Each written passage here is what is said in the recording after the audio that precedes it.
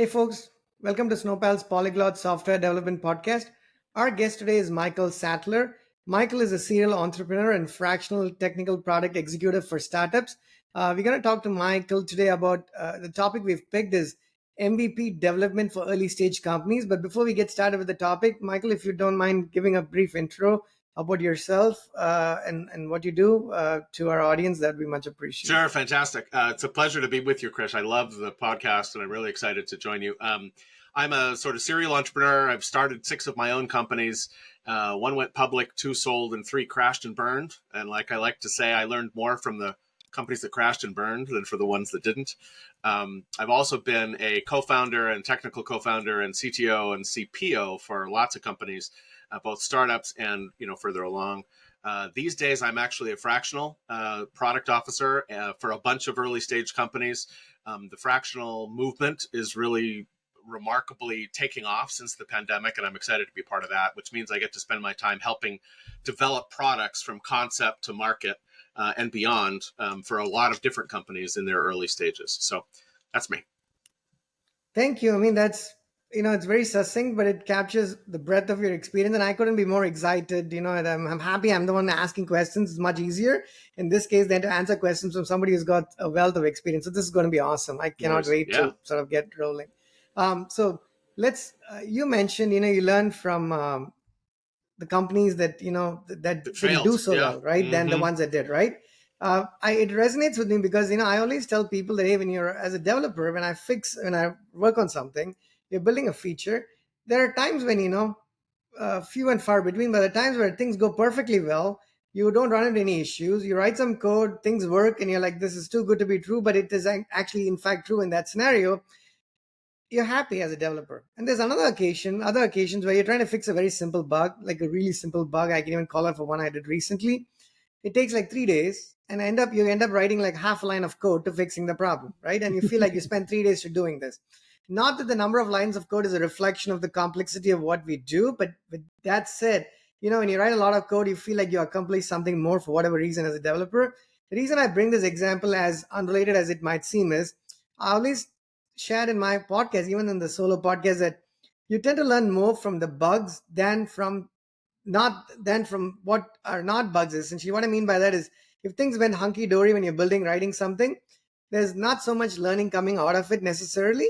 But when things go south, you have to find ways to resolve the problem, and it makes you sort of better prepared, for lack of a better phrase to put that. So that's just me sharing a parallel example here, right? So because you said that as part of the introduction, I know our topic is MVP, we'll get to it slowly but surely. What are the top 2 things that you've learned from companies that did not do so well compared to the ones that did very well? Like you're like, hey, you know what? This is something I learned here that I unfortunately did not learn, at least to the extent I did in the company that did well. It's interesting you mentioned that. I think that in the entrepreneurship community, and I think this is also true in the developer community, we don't talk a lot about the things that don't work. I think there is a lot of reasons why we don't do that. But in the scientific community, if you do an experiment and it fails, you publish your results. Why? So that other people won't repeat your mistakes. And one of the things that I find in the startup world is that we don't talk about those places where it didn't work very much. And as a result, especially I've noticed this recently as I work with new and early stage founders, first time founders, they're repeating all the same mistakes that I've seen lots and lots of times and have made on my own.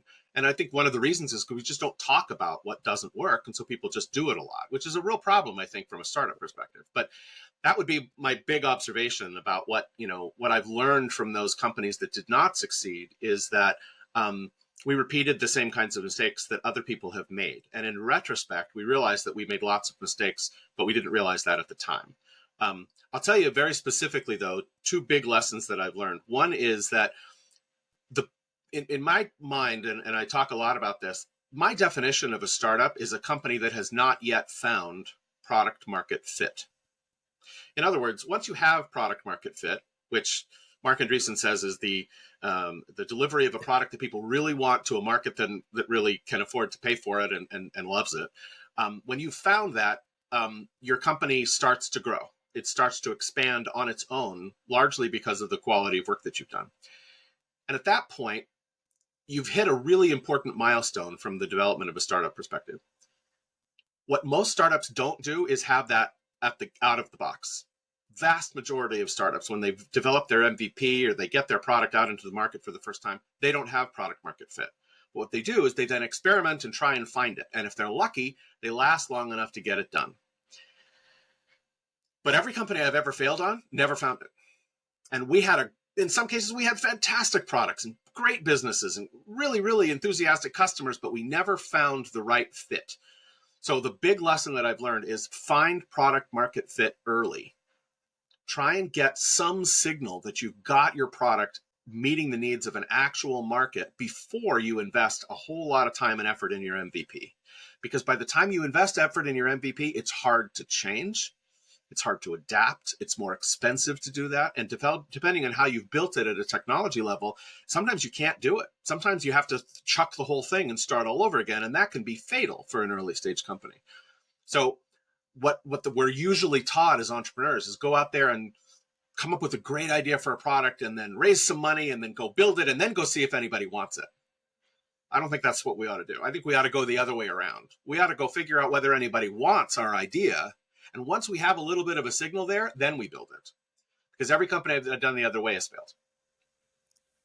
Michael, you only said something for like 3 minutes, right? Give or take. But Should it's I make it shorter? amazing because no. What I'm trying to say is, it would have taken me like a 30 minutes to say what you said. I'm not even kidding, because it's just amazing because it resonates with me for more than one reason. I'm going to share some here, but I want people to say that between the fourth and the seventh minute, whatever you just said, my team, we're going to create a preview of this. I want to make sure this becomes part of the preview because it's outstandingly amazing. Because the product market fit is I couldn't agree more, is singularly one of the most important things, but it's also one of the most difficult things. So I feel like I'm not going to be able to ask you everything I want to ask you in the 1 hour, given how compact it was, what you just said in the 3 minutes here. But let me try to expand and ask you more about that. So you said many things, all important, but one of the last things you said there was you have to do it the other way around, which is find the product market fit before you build the MVP. Now, before I ask you the more specific question there as to what some of the challenges are doing one way or the other, in your mind, MVP is, say, the minimum viable product, right? Or there are, a lot of us agree on what that means, yet there is a fair bit of discrepancy, if you will, or a gray area, because even within a team, what one team member thinks is a minimum viable product, I've seen that other member or the other co-founder does not necessarily agree with it. So if you could help us understand, even state some part of the obvious, because it's not obvious to everybody, what is a minimum viable product? If you could take an example, a real one or a manufactured one, doesn't matter, and tell us some variations of an MVP where, for the same product, version 1 or the variation 1 is a more appropriate MVP.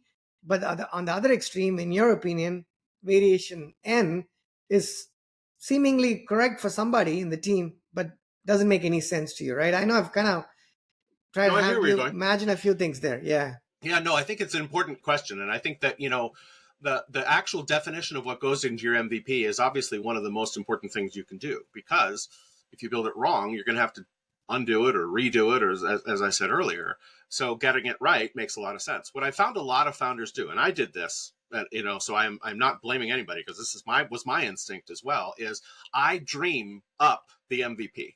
I think about a problem, I think about my customers, I think about the technology, and I create the idea of an MVP. And I put everything in there that I can think of that might be great. And then I say, that's the scope. And then I take that out and I build it, or I, pay to have it built, or I work with the team to have it built. And in some cases, you're right. We debate with each other about, well, it should be this or should it be that. The big mistake that I've made every single time is that I'm doing that in a vacuum. The actual definition of an MVP is almost guaranteed to come out after you've worked with actual customers. It doesn't matter how well you know your space. It doesn't matter how well your co-founders or your team know your space. What matters is whether the customers that are in your space agree that that is the most important definition of a product. The minute you become a developer or a designer of a product, you no longer are your customer. You may think you are, and in many ways you'd like to imagine that you are, but you're not, because now you're thinking about it in a different way than that actual customer. So when it comes time to design your MVP, the only standard that should matter isn't the founder, isn't the investor, it isn't the team member, it's the customer. And unless the customer has some input, you're just guessing. And that's fine, right? You gotta, at some level, you gotta guess. But what I would argue has been successful for me is get those guesses in front of actual customers, not as a pitch, not as an investor, not, hey, I've got a great business idea, but hey, I've got this product. It's going to work like this. How much would you pay for it? And if the answer is I wouldn't pay for that, then you got it wrong. You may actually have come Okay. up with a fantastic product definition, right, that solves a problem and everything else. But if the customer doesn't want to pay for it, you don't have a business. And therefore, your MVP definition needs to change. Now, you may go back and fix it and change it down the road. But the point is, until your customers have some voice on what is the actual thing going on, you're just guessing. And if you guess wrong, it's cost you money and time and effort. So my advice to a lot of early stage founders and developers, CTOs, designers of online products in particular, figure out what you're going to build and test it before you build it. Put screenshots in place. Do active Figma prototypes, right? Do timeline videos, right? Or screenshot videos with grabs and other sorts to simulate the experience. Pitch it as if you were selling it to somebody. See whether they buy it. Most of the buy decisions that we make as customers in the online world are based on an internet experience, right? I'm looking at a splash page. I'm looking at a website. I'm looking at a demo. I'm looking at whatever. I don't actually use the product in many cases before I decide to buy it. So simulate that experience. Simulate that experience before you build your product and see whether anybody cares. Test it with small numbers of customers, 10, 15, 20 customers. Doesn't matter. As long as you're close, you'll know. If you're putting your product definition out there and your customers don't respond, you don't have product market fit. So go to another customer, tweak your product and go to the same customer, see if you can get their attention. See if they can click on that I would like to see more button. I would like to join your wait list. I would like to buy your product. I would like to prepay for your product. The closer you can get, the more product market fit signal you have. You don't need 10,000 customers. You don't need 1,000. You don't need 100 customers. You need 10, especially in a B2B space. If you can get 10 customers who are like, I want this, just as you pitched it to me, go build that. And you'll have product market fit a lot sooner after you actually get it launched than you would in any other way. Okay.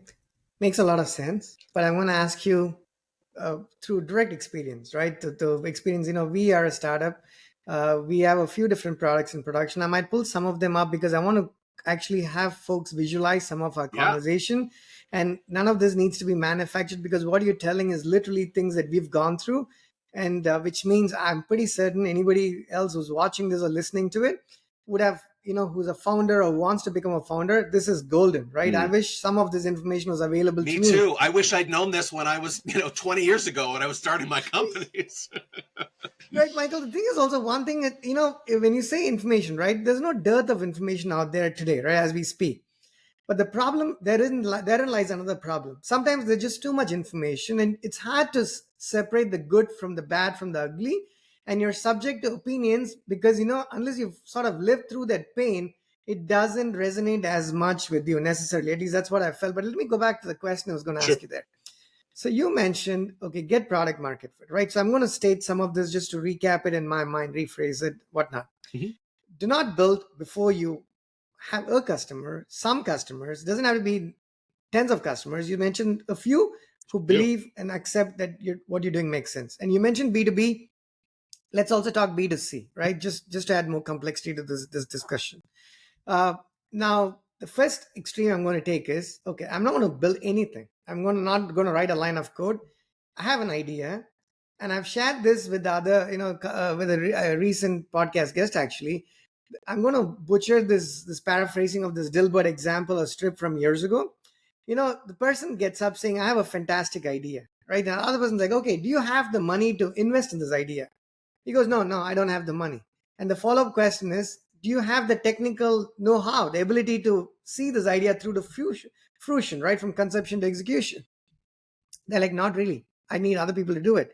And then the response in more succinct terms was, if you neither have the money nor the technical ability, then what you actually have in pure economic terms is called nothing, right? The idea is no good, right? So you really have nothing. So I want to start my question there.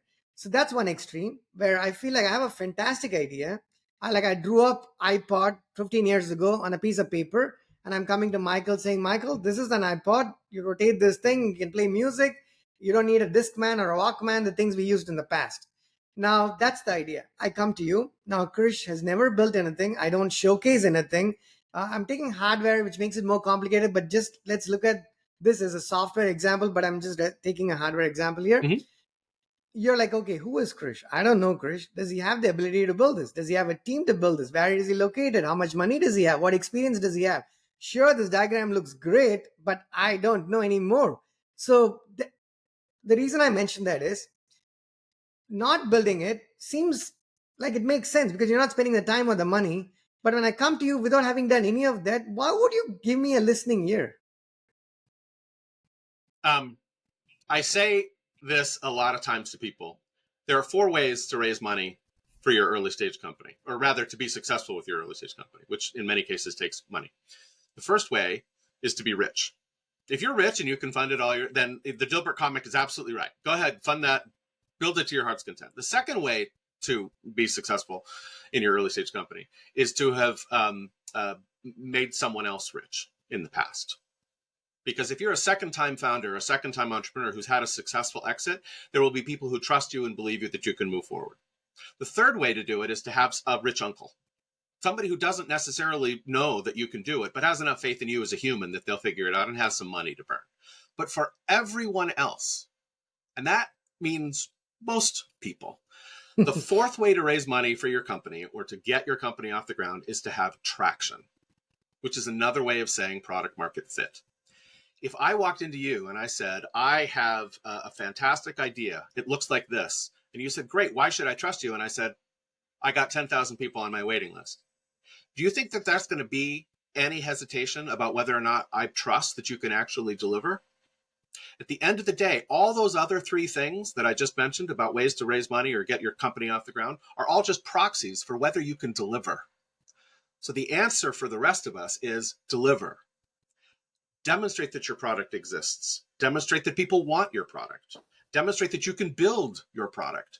Take those risk points off the table for the early people who are going to support you, whether that's investors or employees or anybody else, customers for that matter. The more you can take the risk off the table, the more likely it is that people will support you. So to take your example, I woke up, I had a great idea. Do I have the technical skills? No. Do I have the money to actually go out and build it? No. But what I could do is I could go out there and put a Kickstarter up. I might be able to go out there and say, hey, you know what? I think we should build this product and it should look like this. And here's a video to show you exactly how it's going to work. And here's how I'm going to market it. And here's how I'm going to do it. And then if you find a market that say that's fantastic, now I take that to the company, the person who's going to say, how much do you need to build this thing now that you've got a bunch of people on your wait list? The way I always tell folks is that you shouldn't be launching an MVP. You should be launching a wait list for your MVP. And once you've done that, then you know exactly what to build. You have a lot of demonstration that you have product market fit or the ability to find it. And that's going to take a lot of the risk off your idea. Okay, so we're going to get to a real example now. Okay, Now, I agree ready? with what you said, but I want to get to the challenges. I'm going to take one of our products, which is the earliest product that we built, right? Okay. We have a B2B solution, we have B2C solutions as well. But what I'm going to share now is actually a web application. And I'm going to go back 5 years when we initially launched this first product, not the version you're looking at, but a version of it at some Okay. point. Let me open this one up and then, okay, I'm going to share my screen. Tell me if you see this. Do you see that screen? Yep. Okay, perfect. Right. So this is a long story short, a project management platform.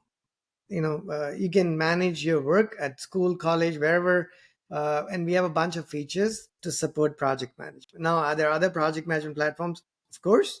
Every platform is slightly different from the other, and they bring something to the table. At least they believe that they do, to create the unique selling proposition. Now, before we get to that part of it, let's say this is a product, right? This is something that's in production. It's been in production for a while. Now, let's say I have an idea, and let's without getting into the weeds of it, right, Michael? Hmm. Let's say I have a certain feature or a certain type of problem that I want for this platform or the application to solve differently from other platforms, and that's what I want to actually bring to the table. That's my idea, correct? That Okay, is essentially good. my idea. Now, of course, this is built and functional, but this takes time, effort, skills, and money. And like we said, we need to actually, we are not able to have it because the assumption here is neither have money or enough money to build something like this, not even close, or Hmm. the expertise. I need to go find people, but I need to actually uh, sort of share this idea with somebody. And let's say I come to you, what is it that I have to come to? And I'm going to make it even more specific, right? Just so the example Hmm. can that way it's not manufactured. So let's say, let's pretend, right? This is a Kanban view, but let's pretend 5 years ago or 7 years ago, there were other products that perhaps did not have this, just hypothetically, right? So I want to showcase a different way of managing your work. And I'm going to tell you, hey, Michael, there is this Kanban view and you can do X, Y, and Z. There's a bunch of actions that we can support and whatnot.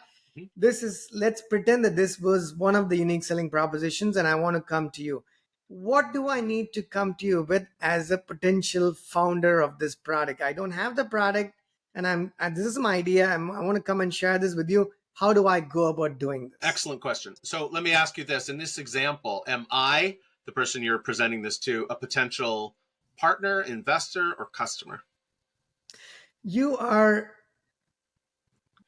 great question. I'm going to say two parts. If Okay. you can answer this question as one, a customer, Okay. and two, as an investor. Great. All right. So let's talk about customer first. The first thing that I'd say is that if you imagine, as you as the founder imagine this product in the marketplace, um, how do you expect me as a customer to buy it, to market? So, in other words, what I imagine, and I looked at the Snowpal site, before our conversation, and it looks great. But there's a marketing site, and that marketing site tells me about the product, tells me about what it does, why I should care, um, you know, uh, talks to me about the features, talks to me about the differentiators between it and other solutions that might be on my plate. That marketing experience is much more important than the demo, especially if you expect the customer to buy it without going through a direct sales demo. For example, if you were to show this to me and say, in order for Snowpal to actually be purchased by a customer, I need to do a demo. All right, that's good. You're simulating that experience by saying, I need to be able to do a demo. In which case, I'd say, give me a prototype. Give me something that looks exactly like what you intend to build and show it to me, because you can spend a lot less time on a prototype than you can on actually building it in a functional way. So if you were saying, I imagine that that customer is going to go through a demo, then give me a demo. If you say, I'm imagining that customer is going to click on the buy now or join my waitlist button before getting a demo or actually logging in and seeing the product, then show me the marketing site. If I were a customer, I would make the decision about whether I wanted to try the product based on the marketing experience that I had. That's what you're trying to do, is you're trying to simulate that. So as an early stage founder, I wouldn't even build the product. I might build mock-ups of it or a prototype of it, but then I'd take screenshots and I'd build a marketing website and they'd say, this is what Snowpal's going to be. And by the way, click here if you want to get on the wait list or be an early user or try it or sign up now, whatever you want to do. And I think there's a lot of art to that particular process. Imagine that you just spent $1 million building out the Snowpal MVP and you got it into the market. On day 2 that you got into the market, you'd be doing exactly what I just suggested, which is build a marketing website and try and get customers to sign up. So my point is, don't worry about building your MVP. Go see if you can sell it first. Now, if you can't, come to me as a product customer and I say, I don't want that.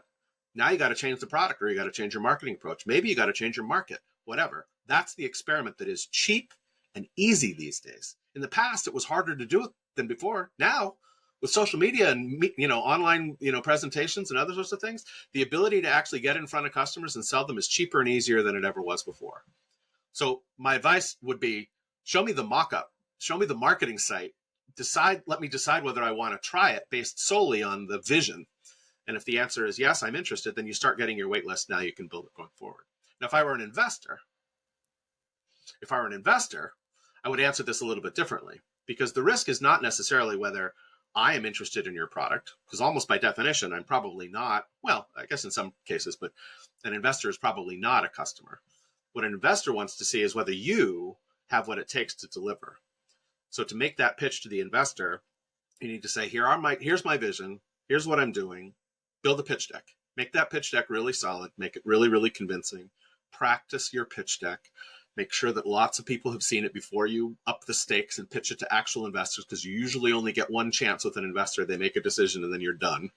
Make sure that your pitch deck is really great. Make sure that it involves as much specificity about your product idea and the market and other sorts of things that you need to get done. And then if you're lucky, before you reach out to an investor that isn't your uncle, you'll have some definition of your wait list. So I have this great product idea. Here's my pitch deck. I get all the way to the bottom and I say, I got 50 people waiting to pay for it, $29.95 a month. And I got all those customers by marketing. Now, as an investor, I know that not only do you have a vision, but you know how to sell it. And that, at very least, is a huge step in the right direction. And what most founders at the very, very early stage, pre-seed or angel level, don't have. They don't have that traction. If you've got it, you've got a lot more. I've got a lot more confidence in you than I would have if you didn't have it. Then what you do is make sure that you're not raising $1 million. Make sure you're raising just enough to build your MVP. Don't swing for the fences and don't try and get, build yourself a year's worth of runway or anything else. Just raise enough money from as low a possible investor as you can to get your MVP into the market. Now, if you've done your job, getting it into the market also means you have customers waiting for you. Now you go raise money and you've got a product in market.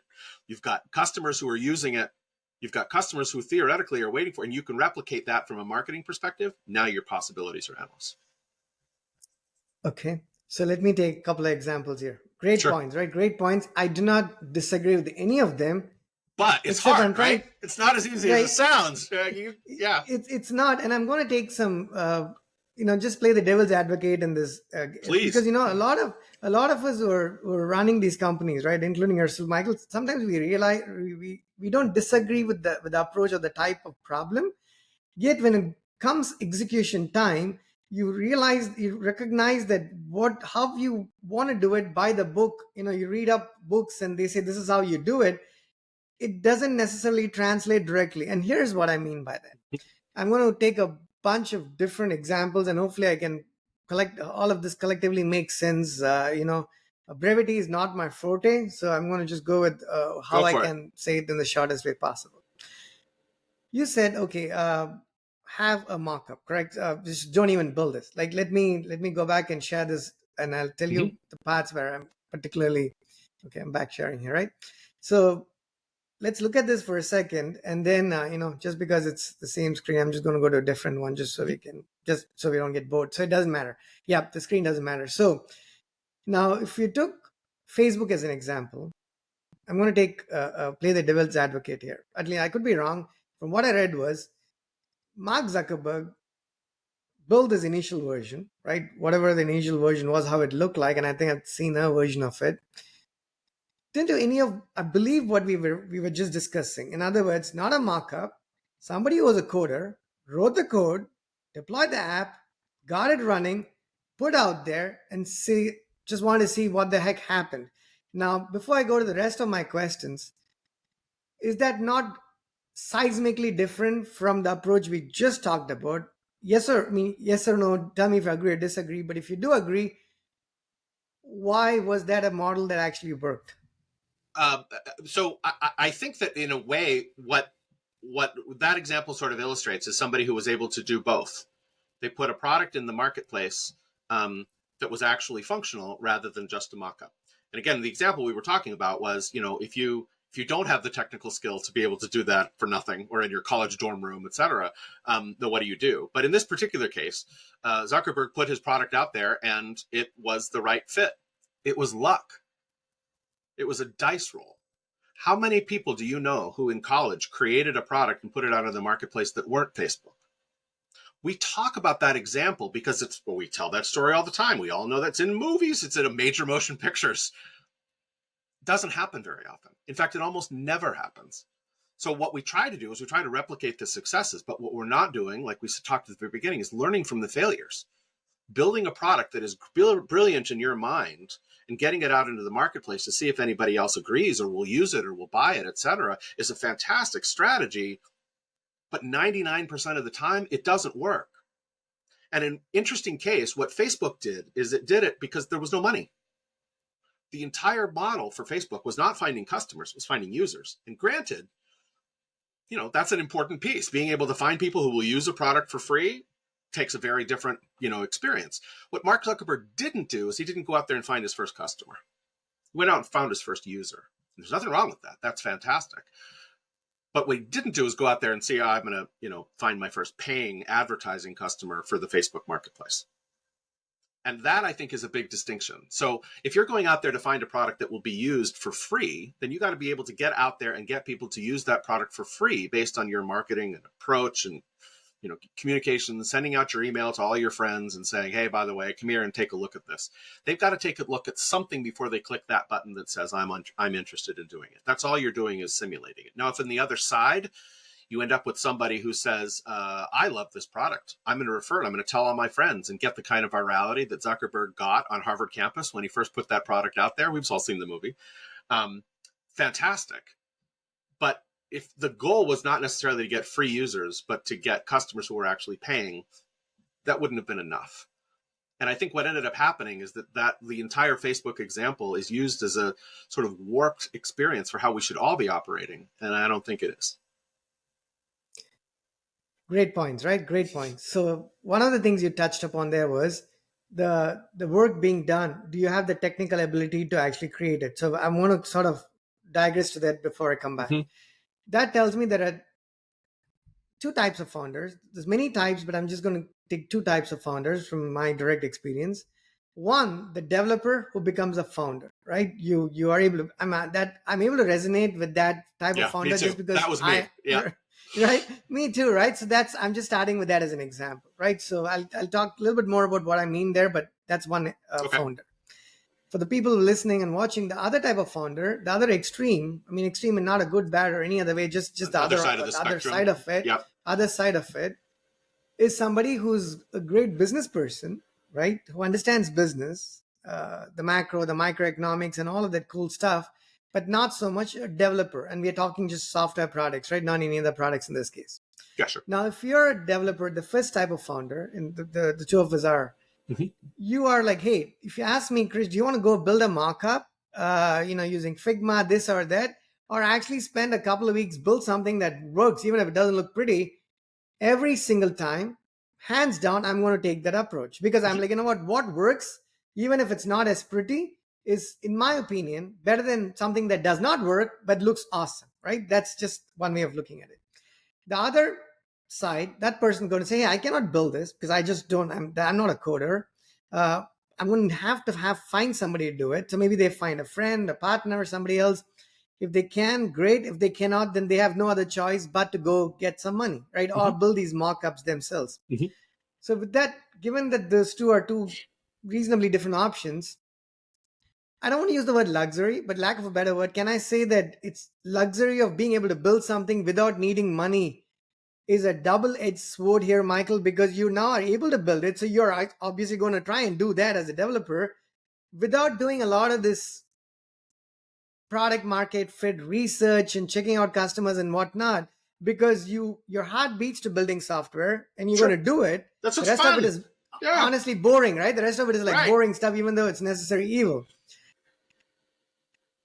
If you talk about a developer doing this in my example, and then the other side, what is your experience? Like, what do you, all that I'm trying to say here by not asking a question explicitly is there even a single correct approach, or is it simply a, hey, here are the rules of the game, kind of loosely defined, but depending on what you're building, who you're building it, how well you're able to build it, how much of something like this you've actually built in the past, where do you happen to live when you're building this?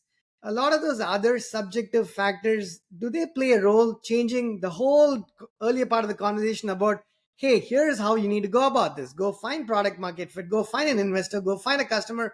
What if I said, I don't want to do any of that stuff. I want to build this beautiful piece of software that I want to see if it finds traction. It sounds ridiculous, but I just want No, to get your no, thoughts on it. it's a beautiful idea, and speaking as the developer, that's what I did for the first 20 years of my professional career. I'd wake up in the morning with a brilliant idea that I had, the night before, and I'd sit down at my computer and I'd build my vision.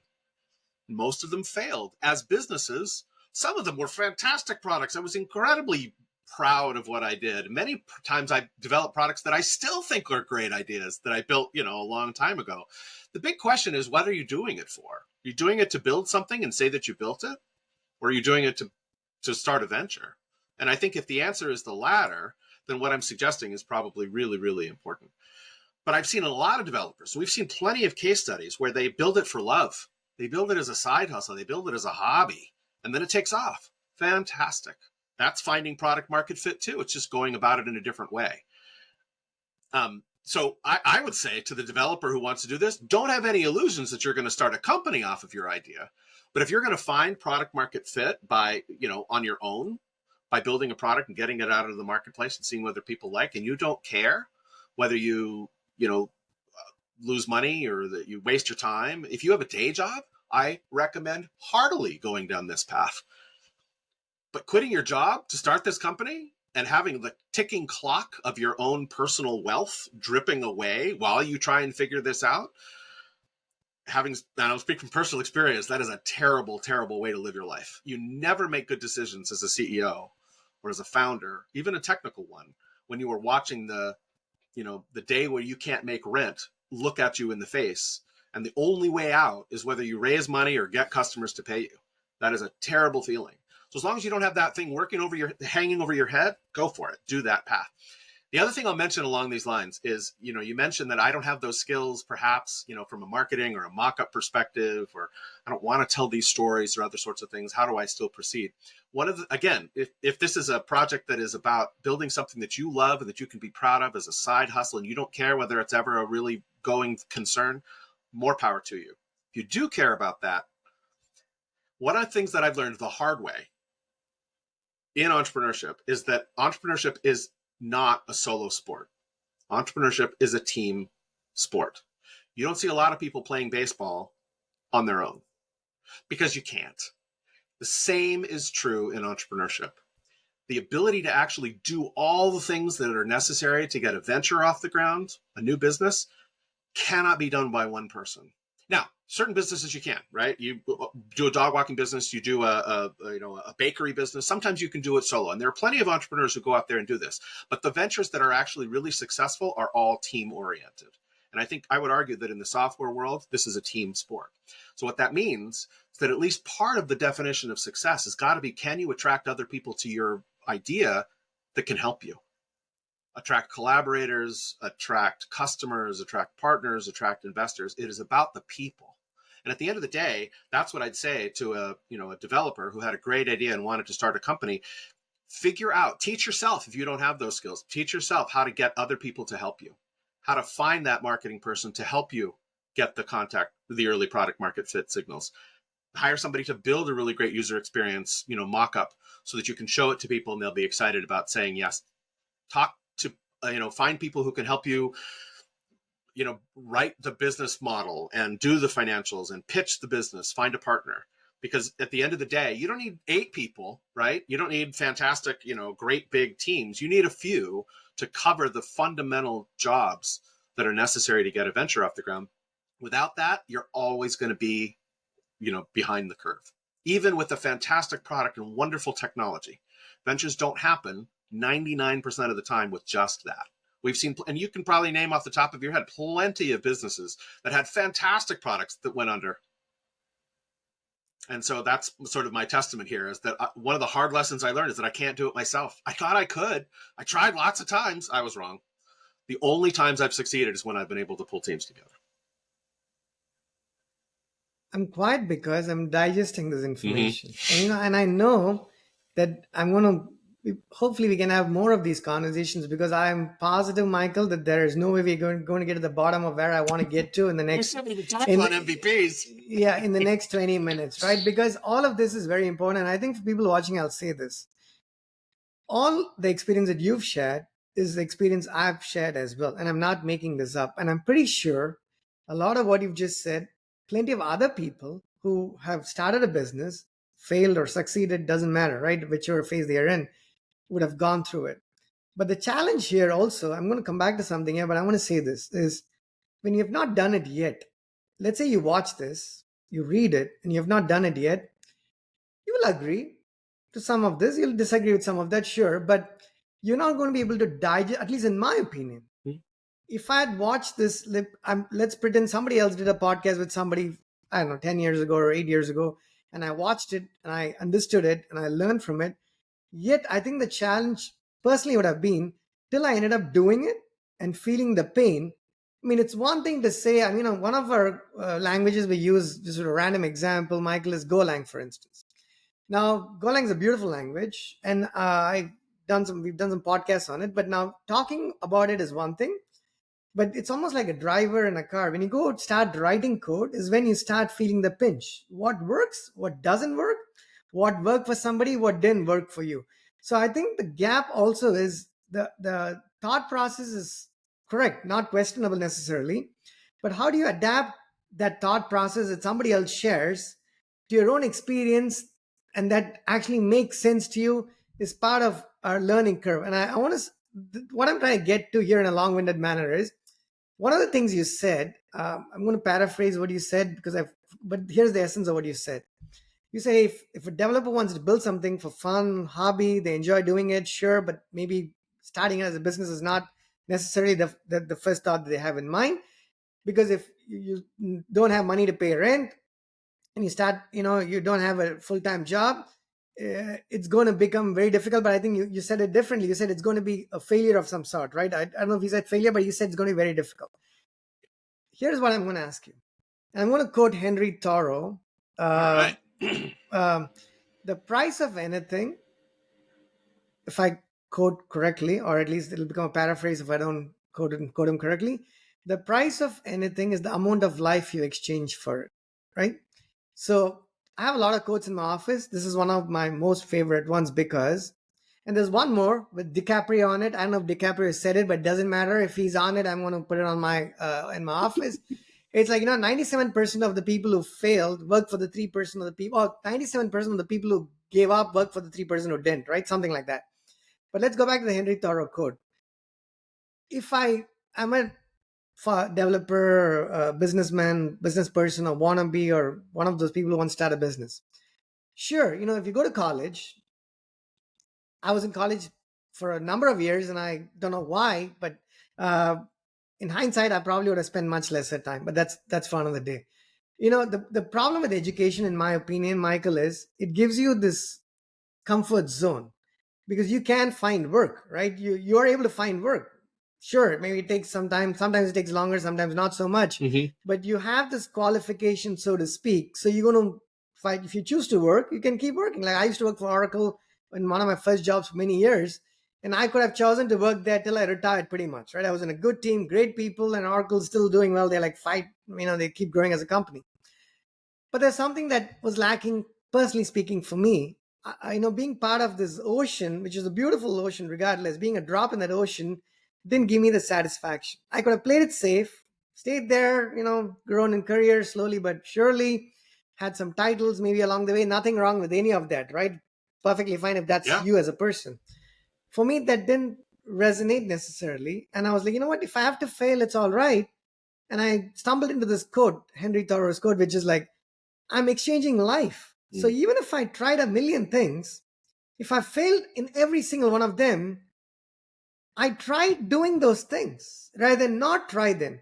So does it not come down to what failure is and how you define it? Meaning, if you're not become not so wealthy and you're making ends meet by trying something every single day till you die, versus playing it safe, there isn't a right answer, right? I just want to get your thoughts on this long ramble of mine. No, I think that at the end of the day, you're absolutely right, Krish. This is, how one looks at one's life and what one exchanges for, what one gets.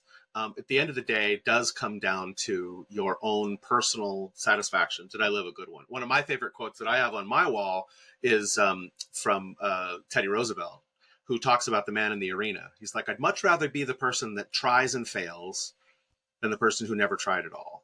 And I think that those of us who have tried to get into the arena and have taken the hits, and the bruises from having tried this before can rest on a huge amount of satisfaction that we did, and that we did, give it a shot. And then I feel the same way that you do. I feel like the risks that I took, even when I failed, were worth it.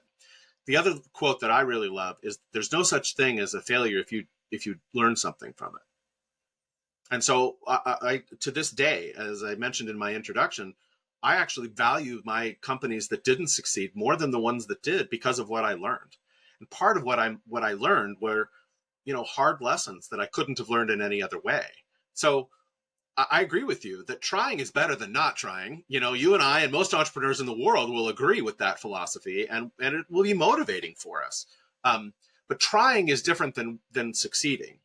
And I think there's something to be said for, for trying in a, not just for the sake of trying. This is not Man of La Mancha tilting at windmills kind of stuff, right? There's something about trying and doing it in a smart way so that you can get to the other side.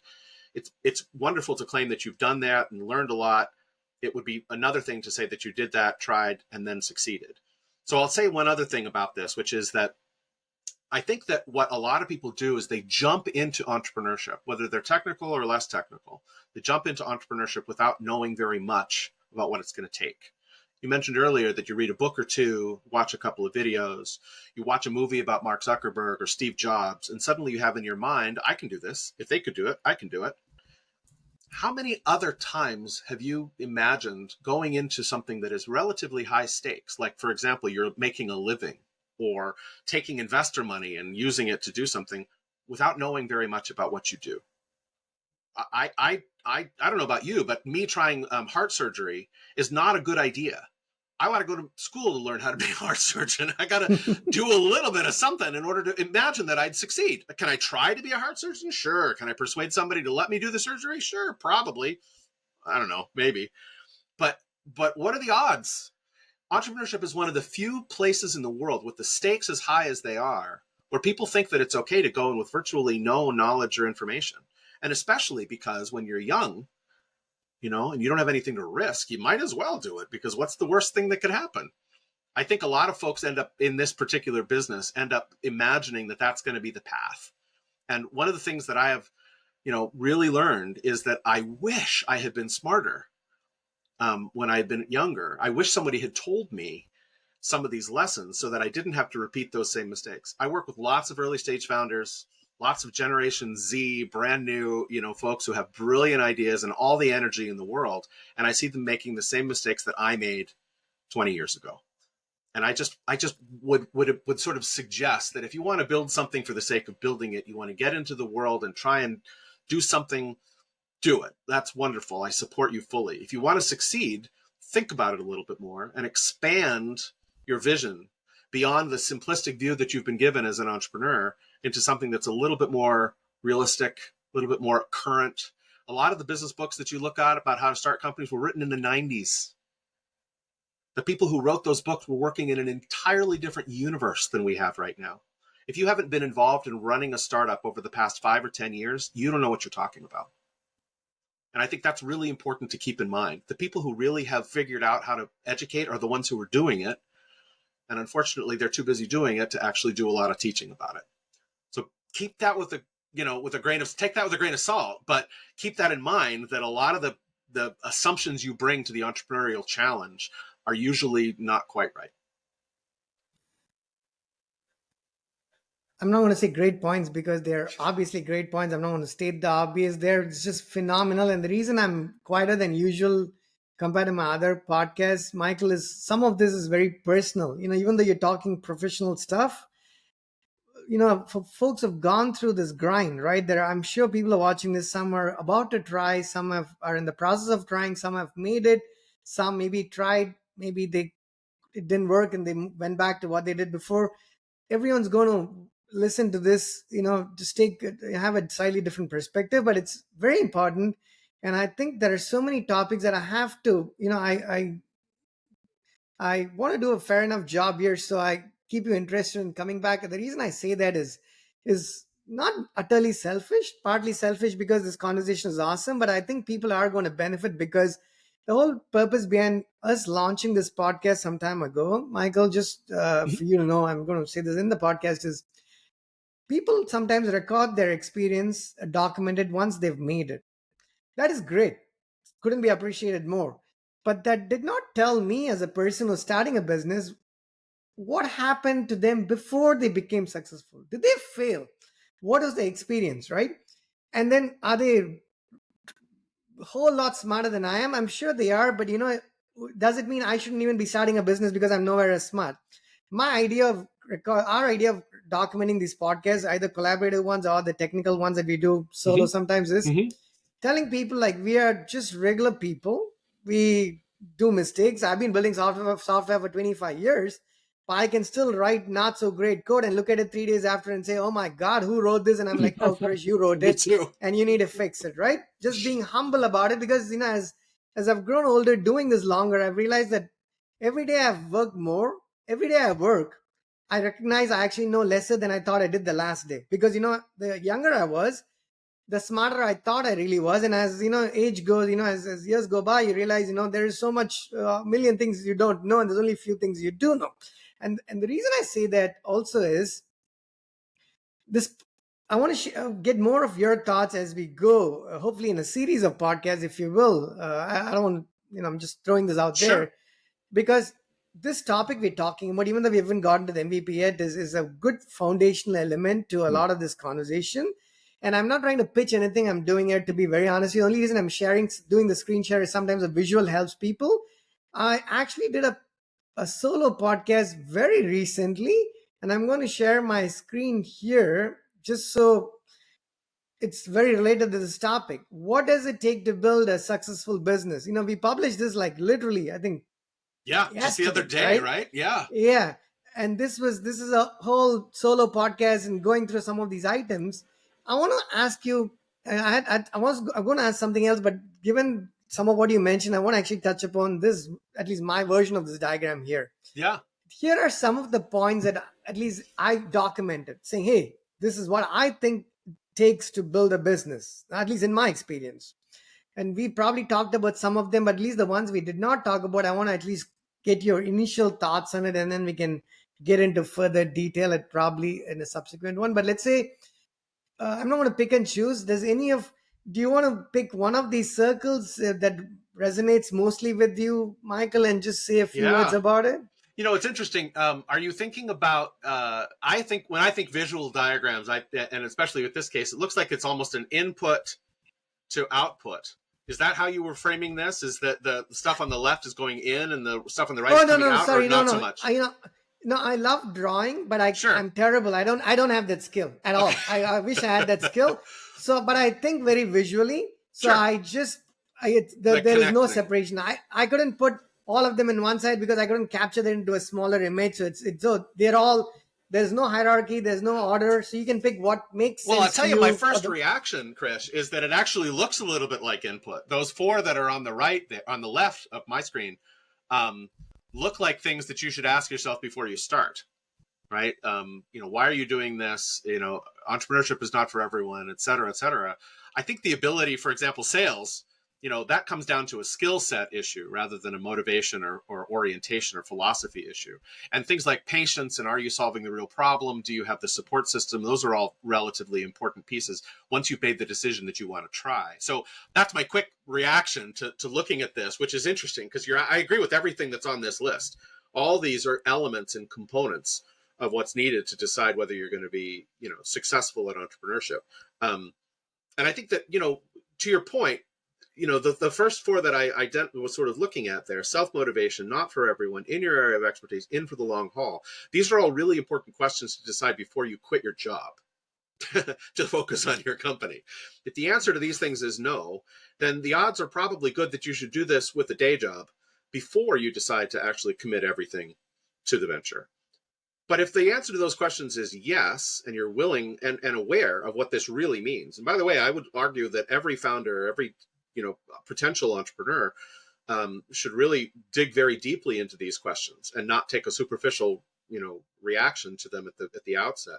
Because one of the things that entrepreneurs need to have, I'll just sort of mention this, is this weird combination of enthusiastic, optimistic, I'm going to be one of the ones that succeeds, this complete, delusional confidence in one's ability to do the job. But the only way you're going to be successful at that is that if you are also brutally realistic about what the real world is like and what the actual impact of what you're doing is. And in a weird way, the founders that I've seen that have been successful are they somehow manage to keep both of those things in their mind. They are confident enough, delusional enough that they can motivate other people, that they can motivate themselves, that they can get over the rough spots, etc. But they're also realistic enough to recognize that if they are going down the wrong path and it's not working, that you change freaking direction. You don't listen to your own press reviews. You don't listen to your own, optimistic Pollyanna world. You don't even listen to the voices around you that are encouraging you. What you do is you listen to the reality of the world, the market, the customer, the user. Those are the things that an entrepreneur needs to have. So I'd put all of these on the list. I think this is an excellent, sort of list of things that need to be considered. But the most important thing I'd sort of say is that you got to be able to be both of those things. And I think what's interesting is that if you think about it from a slightly different perspective, starting a venture, is a lot more about it being a group activity than it being a solo activity, like I was mentioning earlier. And a lot of these questions come down to individual motivation, but only insofar as they get that individual to be successful as part of a group of other people. You mentioned a minute ago that, we hear a lot of stories from people who have succeeded. And one of the stories that the media loves to tell and has been telling since the beginning of America, for that matter, is this idea of the solo entrepreneur. This idea that this person did it all themselves. When we think about Mark Zuckerberg, you can barely remember the names of the other people who were there at the very beginning with him, but there were plenty. What we do is we tell the story to imagine that somebody did it all on their own. It's a very American story. We love to tell it. I think it applies in lots of other cultures too. We love holding up the myth of this hero entrepreneur. It's not true. And any entrepreneur, including the ones that are being lauded for this, you look at the guys on Shark Tank, you look at Elon Musk, he will tell you that this had everything to do with his ability to work with other people. So when you talk about the successes, we have this myth in our minds that is actually really damaging. And it's only when you get into the real world and you realize that in order to be successful, I need to work with other people and I don't have all the skills, no matter how smart I think I am. I need to be able to get that done, in a broader context. I'll say one last thing on this, which is that, your quote about how, the older you get, the more, you seem to realize how little you know. There's a wonderful Mark Twain quote that my father gave to me all the time when I was growing up. And it was, it was really weird, but the older I got, the smarter my dad seemed to get. I've always loved that because that's exactly what happens. You realize when you're young, and there's a name for this, right? That's the Dunning-Kruger effect or something, which is the less you know, the more confident you are in your own abilities. The more you know, the more you realize you don't. And I think that's one of the things that is unfortunately true. Youth is often wasted on the young. I learned a ton of these lessons when I was way too old to be able to take advantage of them. And this is one of the things I think it's really important about, I'll tie this back to the idea of not going it alone and entrepreneurship being a team sport. There are people like me, people like you, Krish, who've been out there and learned these hard lessons. Part of our job is to make sure that the people coming up behind us learn these hard lessons without having to take the same mistakes that we made. And I think this is one of the most important ways of working with other people. Don't imagine that a venture that is made up of just a bunch of 24-year-olds is going to be nearly as successful as one that has a bunch of 24-year-olds, a bunch of 44-year-olds, a bunch of 60-year-olds, a bunch of people who are younger than you, a bunch of people who are different than you. All of those things come to really understanding how the real world works and learn those lessons that you can't learn unless you do it yourself the hard way. So I think it's really important that we think more about the way our culture of entrepreneurship works in this country, because I think what we're doing is we're chewing up and spitting out a lot of really, really great potential founders by teaching them the wrong way to start their venture. 90% of startups fail. Those founders, in many cases, some of them keep going and try another startup and do better on the second or third one because they learned the lessons from the first one. But a lot of those founders never come back. And that's a real shame because the world needs more entrepreneurs. need more people who can solve real problems for the planet, make all of our lives better, because it's the only way we know how to do it. It's the only reliable method for coping with this massive change that we're in the middle of. And so in my view, we got to make sure that our entrepreneurial education is better, and that we don't have, and we have a higher success rate than we've ever had. Michael, so say somebody's watching this. I hope more people watch it, not for any other reason, but because what you've said here, uh, you can read it perhaps in a book, but not within a 40-minute window of it, with the emotions that come across in a video conversation. Somebody is watching this, let's assume, as the closing thoughts that I want you to share with us is, okay, I don't have a lot of money or any money. I perhaps don't live in the most, what is the right way to put it, the most prosperous part of the world. Uh, need to run my life. I need to pay my bills. Let's say there's two options. I can go, let's say, take the Robert Frost, my favorite poem, The Road Not Taken. I can, complete my engineering. I say engineering because back in India, even though I've lived most of my life in the US now, but every other person you turn around to, at least growing up and even now, is an engineer. And that's why, it's kind of funny. You end up not even respecting each other because that's like the common thing. Like, oh, sure, you're an engineer. What else? Let's move on, right? And the reason I say that is because I was in college a little bit longer, because sometimes you need the time to find what you want to do. And the way you find that time in a weird way is by not entering the real world, but by buying time by studying more. I mean, that's true.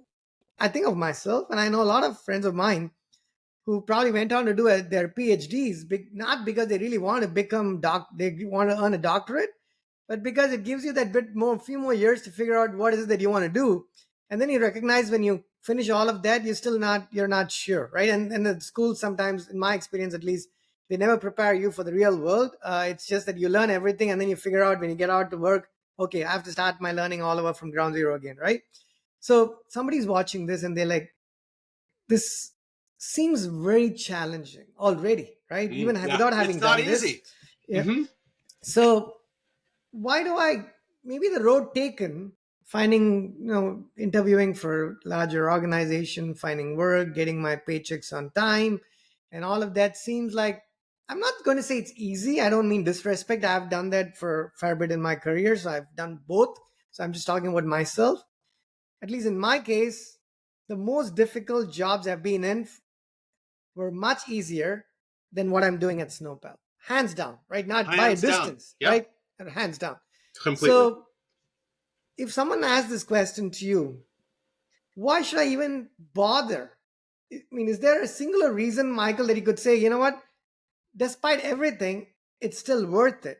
Is there such a thing? Or is the answer like, well, it's up to you, right? It could be that as well. Perfectly understood. But what are your thoughts on this? Yeah, no, it's a great question. And I think that this is one of the things that, is so important for people who are considering this path. For many of us, and I think you'd agree with this, Krish, and you mentioned this with your time at Oracle and other places, there really isn't a path other than this, right? There is some way it's the only thing that'll make you happy or make you satisfied. My father was that way. He started his own business, right out of college. Or actually he went to law school and then became a lawyer and worked for a big firm for like 2 years. And then he was like, I'm not doing this anymore. I got to go on my own. And he was on his own for 40 years. And he went through ups and downs, et cetera, but he sort of, worked in this way. I think there are certain people for whom this is the path. I think the first thing is to decide whether you're that person, whether you have what it takes. Now, I do think that entrepreneurship can be taught. I went to business school to learn how to be an entrepreneur because I started as a developer, as a technologist. And I realized very quickly that nobody was going to give me the time of day unless I had the other things about the business experience in my life. But I'll tell you, the business school didn't teach me how to be an entrepreneur. It taught me a lot of great skills. And one of the things that taught me is how to work with other people. And so just as a side note, but I would sort of suggest that if you realize that that's the path that you are on as a human, then the question is, how do you optimize that? How do you get that path so that you are most likely to be successful. Um, and so a lot of times I find if somebody wants to be an entrepreneur and they've never done it before and they don't have the wherewithal to be able to fund themselves or whatever, my advice is this. Um, don't go to work for Oracle, with all respect. Go to work for a startup. Go to work for a startup as quickly and as soon as you can. Work for lots of them as much as possible. Learn like a sponge. Unfortunately, we don't have a good system to educate founders and entrepreneurs other than apprenticeship these days. You can read a book, you could even go to business school or go to some kind of a class, but it doesn't teach you nearly as much as going out and working for a startup. What I would say is, if you need to pay your bills and learn some skills, go to work for a decent company that's going to pay you a good wage. And if you're okay with that and staying with that for a while, do that, because it's a lot easier to learn technical skills and to learn hands-on skills for a company that can pay you well. Because startups, they're risky, right? Sometimes they don't exist for very long. But if you really want to be an entrepreneur, go work for a startup and learn as much as you can.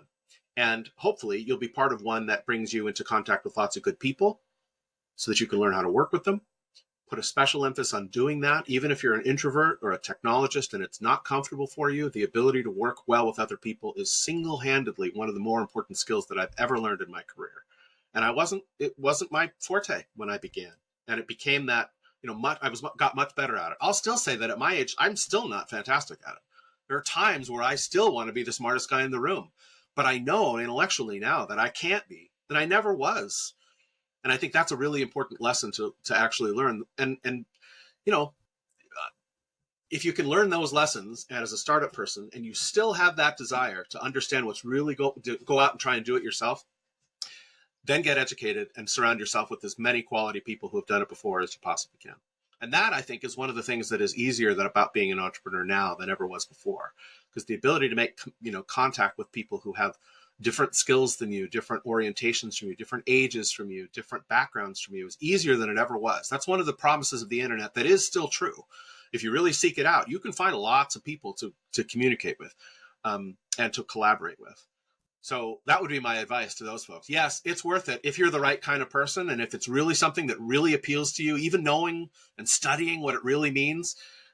If you decide that you want to try and do it, then go learn how as an apprentice to folks who have actually done it.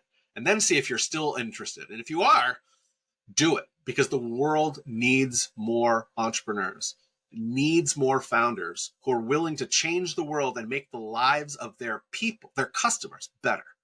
That's what entrepreneurship, that's what business is all about. It's an amazing capability that capitalism has to solve the planet's problems in a way that nobody else can do.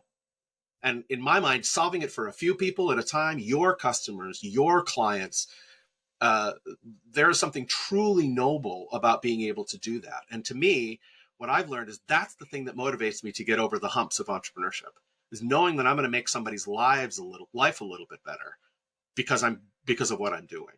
And hopefully lots of people's lives better. That's worth it. And at the end of the day, if that's what motivates you, then you're going to be fine. Michael, it's one thing to have beautiful thoughts. It's entirely another to be able to articulate those beautiful thoughts. I envy you, my friend. You have both. Brilliantly said. Brilliantly said, Very right? kind. Thank you so much. Thank you so much for actually sharing these thoughts. I mean, I'm not anywhere near being done with you, but I hope I'll connect with you after the podcast to see how we can do a bit more of this, where I think this is going I'd to love bring it. some immense value to people. But I'm going to end with something here. But, for folks who are watching this, listening to it, please pause here and be done with the podcast, because I want you to end the podcast with Michael's thoughts resonating in your mind. I'm sure you heard my voice enough. But the only reason I'm going to say something else here or share something here is, while I've agreed pretty much with everything that Michael said here, I still have personal challenges in trying to bridge the gap between what's right and what's actually doable, is Mm-hmm. what I want to talk about as we continue this conversation. And for that, I'm just going to leave folks with a thought here, right? So one of the products we have, one of the other products I should say we have, is APIs, right? This is a B2B solution that we are selling to companies so they can build solutions faster by leveraging our backend systems. Now, we talked about MVP, not a whole lot of MVP, but we talked about mock-ups and Mhm. things of the nature which are more UI centric, and we talked about product market fit, not building before we find some traction. I'm not going to talk anything about this here, Michael, but I want to say that I'm going to take this as an example, hopefully for next time, to pick up our conversation, because of all the questions I have, one of the biggest challenges I have in my mind right now is taking some of our conversation and applying it to this particular product, a B2B product, right? That's why I Mhm. just want to leave Yeah. that as something we can potentially pick back up from. But just to wrap up on what you said earlier, and you said you shared some beautiful quotes. I mean, it's wonderful, right? So can I summarize? I'm not going to do any justice. I'm just going to do it for what it's worth, to say that if if starting a business is something you want to do, uh, before you did that at all, right? Because one of the other things you said was full time and part time, which again I have more questions about. I'll ask you later. If you want to, are there one or two things that you could say before as a closing argument here, saying, Mhm. just playing the devil's advocate, saying, "Hey, Krish, if you say yes to these two things, you know what? Don't bother. Do not Mhm. start a business. Not now. Maybe never, but certainly not now." Like, because we talked about the niceties, the good things, but it's life is both put together. So I don't want to end this in not in a negative way, in any way, form, or shape, but I also want to have a very balanced conversation here.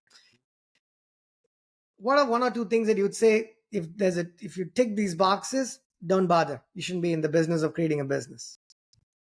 I asked this question a lot of early stage founders who are just getting off the ground, so I'll share it with you because I think this is really important.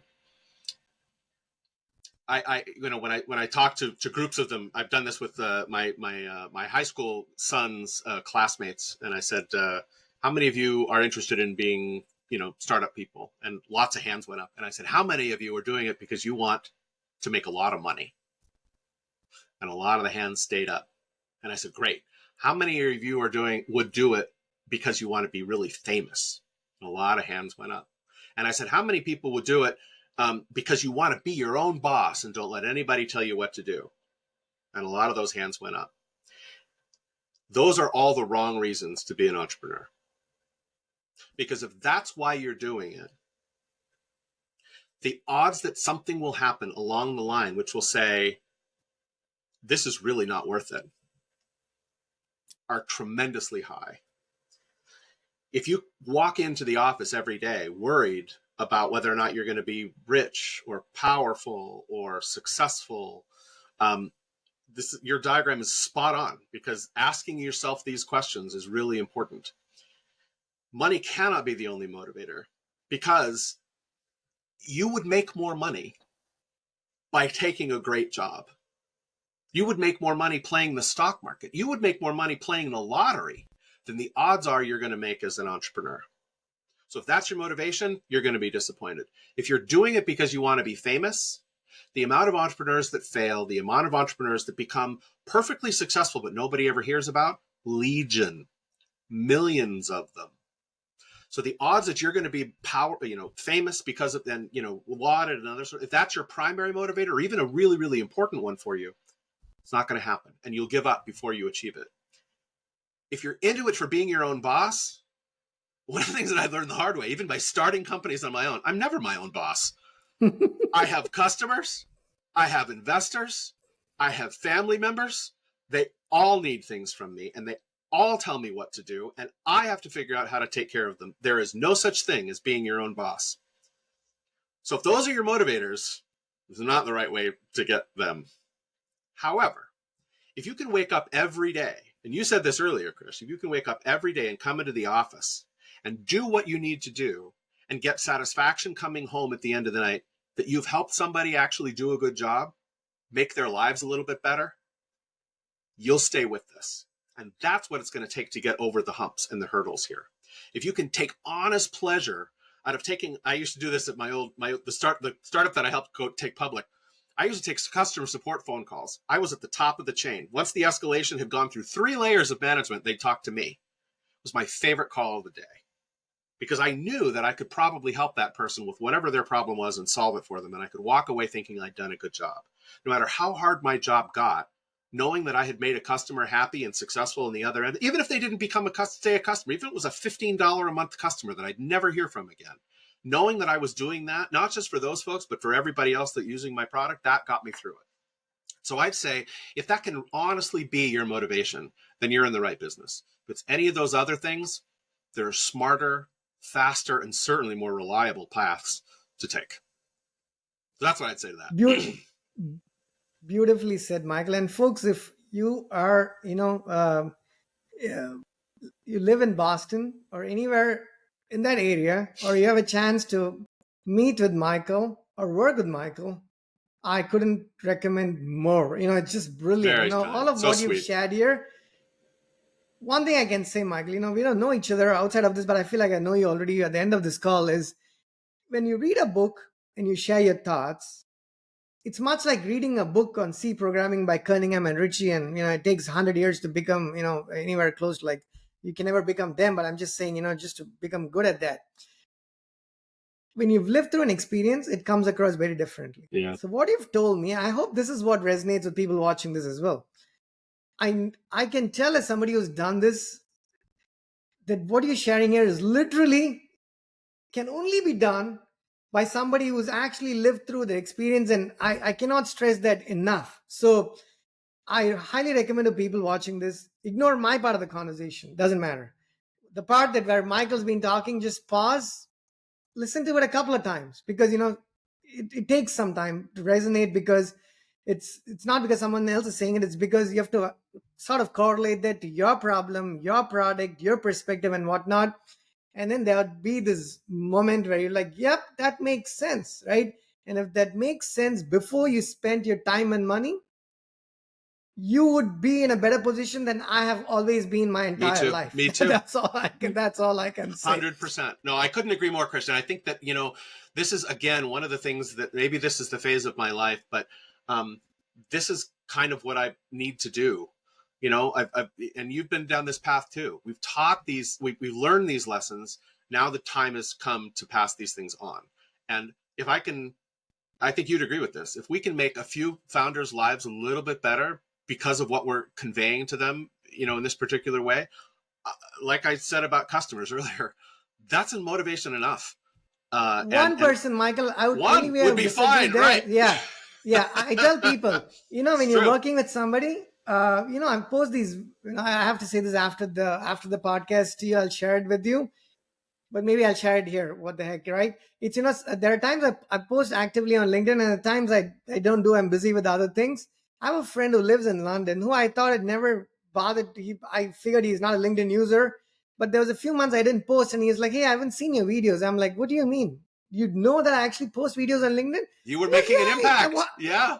I watch them all the time, but he's never commented on any of them or liked any of them, right? But the reason I bring this as an example is just because you don't hear back from people about the value you might, I'm not saying I'm not, this is a ridiculous example. It sounds like I'm trying to say I'm adding value. That's not my intent here at all. All that I'm trying to say is there are occasions where people come and tell you years later, hey, that thing that you did actually helped me. And it's hard to put a price to that level of satisfaction, right? So this is amazing. One more time. Completely. Again, folks, this is we had this beautiful conversation with Michael Sattler. I'm going to include Michael's links, LinkedIn profile. And if there's any other link you want for us to include, Michael, just let us know, and we'll be happy to do that. Again, the hope is I've done all right, so I can convince you to come back. But even otherwise, I think thank you very much for taking the time to sharing your direct first-hand experience. And I don't even have to ask anybody. Anyone who watched and listened, I'm positive, even if they don't realize it at that moment of time, they would have learned something in the process, and they're going to write that first line of code without doing any product market fit. They'll be like, should I write the first line of code or not? And that's a good thing. That's not a bad thing. I know it's as a developer, then mission accomplished. At least have that work. Yeah, no, you're spot on, Chris. Hey, thank you very much for doing this. I really appreciate what you're doing. The opportunity is great, and I really appreciate the podcast and what you're doing for Snowpal and for the opportunity here. these lessons and these things are important.